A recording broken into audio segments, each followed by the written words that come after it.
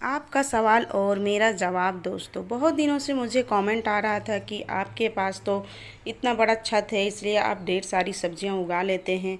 हमारे पास तो छत ही नहीं है, तो हम सब्जियां कैसे उगाएं। तो आज दोस्तों मैं आप लोगों के लिए एक स्पेशल ट्रिक लेकर आई हूं, और ये ख़ास ट्रिक उन लोगों के लिए है जो अपार्टमेंट में रहते हैं या किराए के घर में रहते हैं या जिनकी छत नहीं है, और छत है भी तो बिल्कुल छोटी सी है।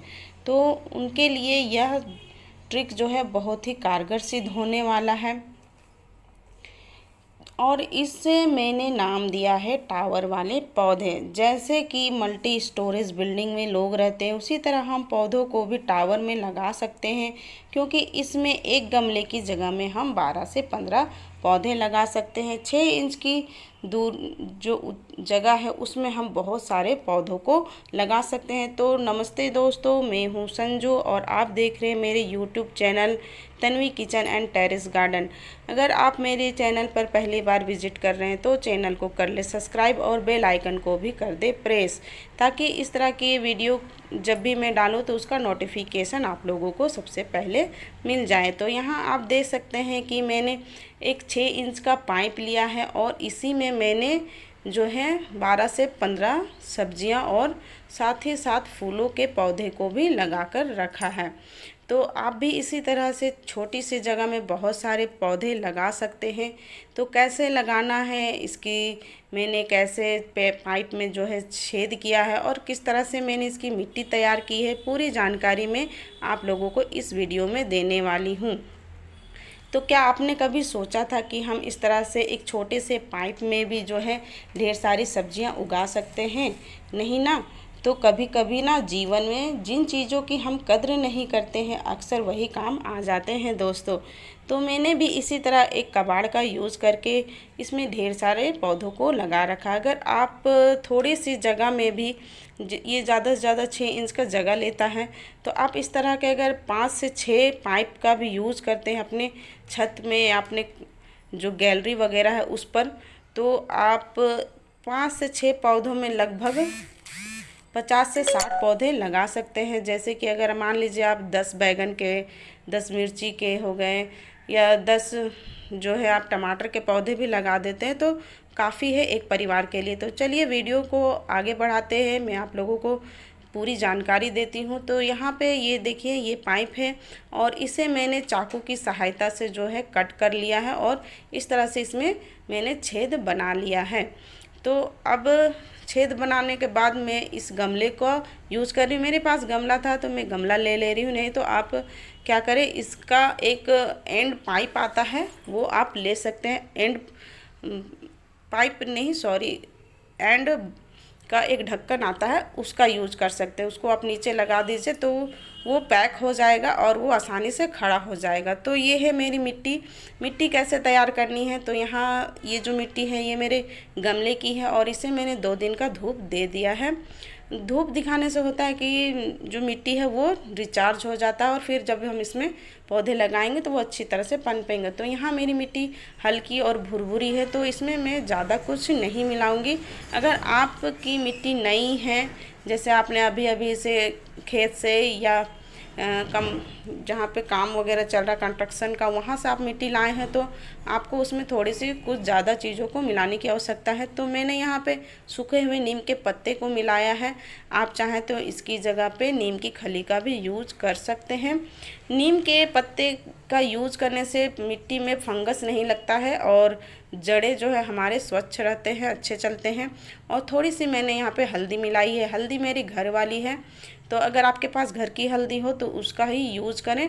उससे होता है ये है कि पौधे में चींटी नहीं लगती है, मिट्टी में चींटी नहीं लगेगी, तो पौधों में भी जो है चींटी नहीं लगेगी। उसके बाद मैंने इसमें थोड़ी सी गोबर की खाद मिला दी। गोबर की खाद जो है वो कम से कम 6 माह पुराना होना अनिवार्य है। इससे क्या होगा कि मिट्टी अच्छी हमारी तैयार होगी, और मिट्टी अच्छी तैयार होगी तो पौधे भी हमारे अच्छे रहेंगे। तो इसके लिए मिट्टी बहुत अच्छी तैयार करनी है। अगर आपकी मिट्टी जो है वो कड़ी है, सख्त है, तो आप उसमें कोकोपीट, राइस हस्क ये सब मिला सकते हैं। आप वर्मी कंपोस्ट भी मिला सकते हैं, किचन कंपोस्ट भी मिला सकते हैं। तो आपके पास जो उपलब्ध है उसका आप यूज़ करें। और इस गमले की बॉटम में मैंने जो है अपने गार्डन का सूखा कचरा डाल दिया ताकि वो धीरे धीरे डिकम्पोस्ट होकर खाद का रूप ले ले और इसमें जो पौधे हैं उसको जब उसकी जड़ें नीचे तक जाएंगी तो वो उनसे एनर्जी ले सके। तो यहाँ पे मैंने उसमें सबसे नीचे जो है किचन का और गार्डन का कचरा डाल दिया। उसके बाद मैंने उसके ऊपर पाइप को अच्छी तरह से जमा दिया है और इसमें मिट्टी को भरना शुरू कर दिया है। मिट्टी को आप जो है दबा दबा के भरें ताकि जो पाइप है वो हिले नहीं। और अगर आप नीचे उसके नीचे अगर ढक्कन लगा रहे हैं तो भी आपको पाइप में अच्छी तरह से मिट्टी भरनी है दबाकर, ताकि मिट्टी जो है वो छेद से बाहर ना आए। तो इस तरह से मैं पहले जो है पाइप में मिट्टी भर ले रही हूँ अच्छी तरह से। और आप इस तरह से आप भी मिट्टी को भर लें। और मिट्टी को कैसे तैयार करनी है अगर आपको इसकी वीडियो देखनी है तो मैंने इसमें डाल रखा अपने एक वीडियो में, तो आप उससे जाकर पूरी जानकारी भी ले सकते हैं। अब चलते हैं पौधे की ओर। तो मेरे गार्डन में अभी कुछ पौधे हैं तो उन्हीं को मैं अपने इस पाइप में लगाने वाली हूँ। यहाँ मुझे कुछ शिमले का जो है पौधा मेरा बचा हुआ था उसको यूज़ करूँगी। साथ ही इस कंटेनर में देखिए तो बैगन का पौधा है और टमाटर का पौधा है। तो इन्हें भी मैं अच्छी तरह से संभाल कर उखाड़ ले रही हूँ ताकि इनकी जड़ें जो हैं वो डिस्टर्ब ना हो।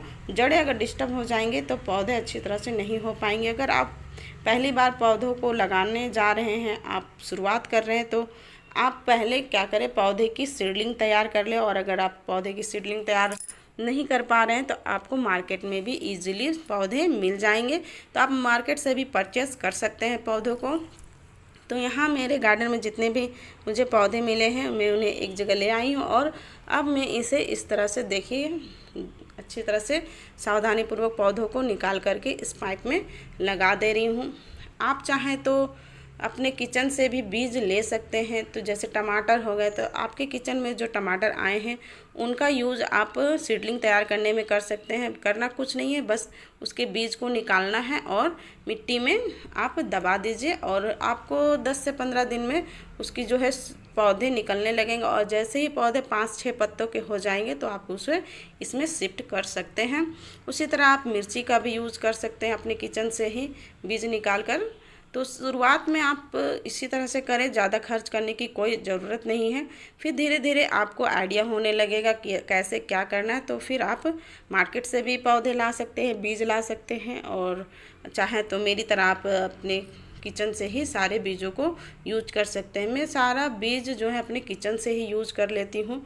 जैसे बैगन हो गया, बैगन का आप बोलिएगा बैगन का बीज घर में कैसे पाएँ, तो जैसे हम मार्केट से जो है लाते हैं बैगन, तो थोड़े कड़े वाले बैगन आप ले आइए और उसकी जो बीज होती है उसको आप मिट्टी में दबा दीजिए, तो उससे आपको उसके जो है पौधे मिल जाएंगे। और यहाँ पे देखिए तो मैंने कुछ छोटे छोटे भी छेद बना कर रखा है जिसमें मैंने ये फूल वाले पौधे को लगा दिया है।